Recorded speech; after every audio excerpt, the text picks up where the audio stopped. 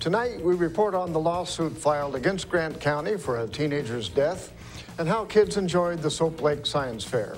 What's going on in sports, Bob? Moses Lake baseball extends its win streak to 13 games, and Afraid of Soccer gets back in the win column. Stick around to find out how they did it. Here's a peek at our Weather Center forecast. Hello everyone, there seems to be more showers coming our way, but will this system impact us throughout the week? I will have all the details for you coming up soon.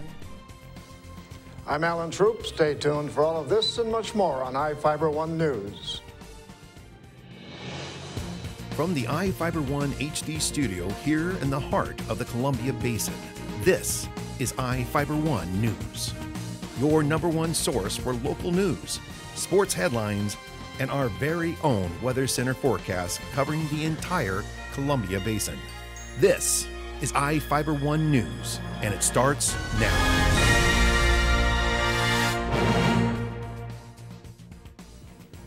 The mother of a teenage girl claims 2 agencies didn't intervene before her daughter got into a fatal crash in February 2011.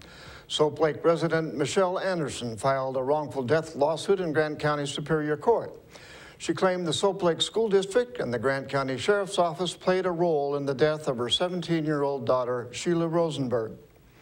The 17-year-old girl was a passenger in a car that crashed while being driven 99 miles per hour by 17-year-old Pavel Turchik in February of 2011. According to Anderson's attorney, the woman believes the sheriff's office is responsible because a deputy responded to a noise complaint that turned out to be a party the teens were at, but he never issued citations for minors in possession of alcohol in the 14 minutes he was there. She also is blaming the Soap Lake School District, claiming a 22-year-old district employee and basketball coach gave the teenagers alcohol before the fatal crash. The employee may have only worked for the school for 1 year. Anderson is asking for money, and the amount would be determined at the civil trial.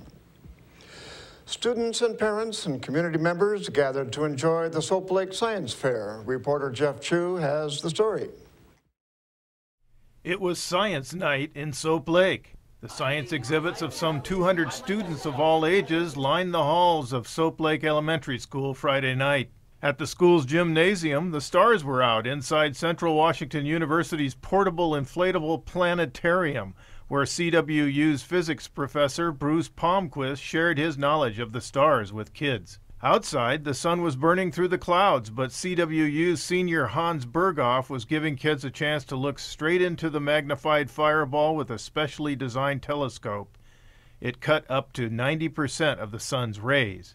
Matt Brewer, a CWU graduate and Soap Lake High School science teacher who last year was honored as a Regional Teacher of the Year, helps organize the annual science event and brings the CWU college scientists to participate. Brewer described what the science fair is all about. It's to celebrate what the kids have done in their science classes and get the chance to let the community see what we're doing in science and let the parents see what their kids are doing. Students come up with their own ideas for science projects most of the time, according to Brewer. High school students showed younger children how to solve a murder mystery using forensic science at tables that analyze fiber, fingerprints, and hair samples. I'm Jeff Chu for iFIBER 1 News. Thanks, Jeff.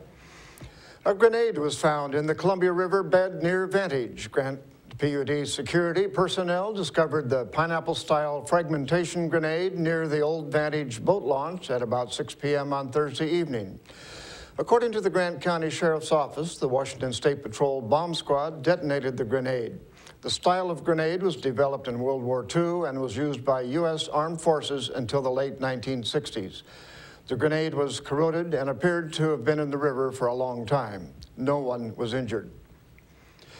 The Moses Lake Lioness Club was serving their famous space burgers to raise funds for cancer. Reporter Cameron Probert tells us all about it.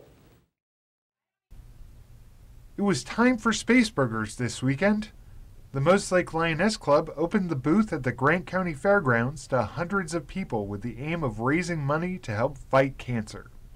Lioness Club member Melisha Cook said it takes months to prepare for the opening and includes 8 5-gallon buckets of sauce, 500 loaves of bread, and between 600 and 800 pounds of hamburger.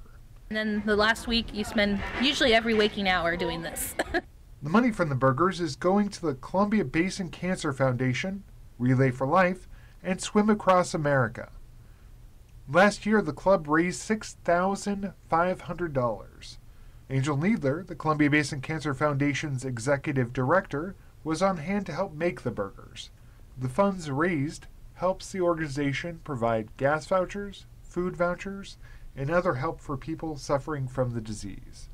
Since part of the proceeds go to us, we feel it very important to go ahead and support the Lioness as well, because they support us throughout the year. For iFIBER 1 News, this is Cameron Probert reporting. Thanks, Cameron.